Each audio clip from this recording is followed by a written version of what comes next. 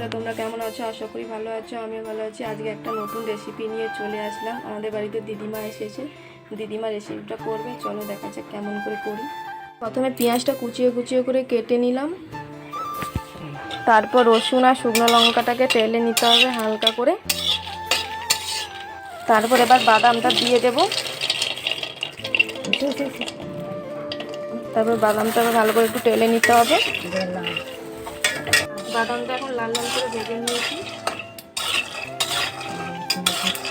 বাদামটা নামিয়ে নেব। এই বাদামের ছোকলাগুলো ছাড়িয়ে নিচ্ছি। এক একটা করে ছাড়িয়ে নিতে হবে। এবার শুকনো লঙ্কাটা বেটে নিচ্ছি। বাদামগুলো অল্প অল্প করে বেটে নিতে হবে। রসুন আর পেঁয়াজ একসাথে বেটে নিলাম। তারপর লবণ দিয়ে দিলাম স্বাদ মতো। তোমাদের স্বাদ মতো লবণ দিয়ে দিও।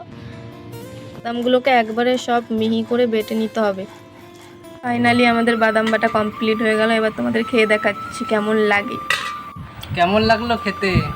ভালোই লেগেছে, তোমরা বানিয়ে খেও। বাদাম বাটা খেয়ে কেমন লাগলো? দারুণ।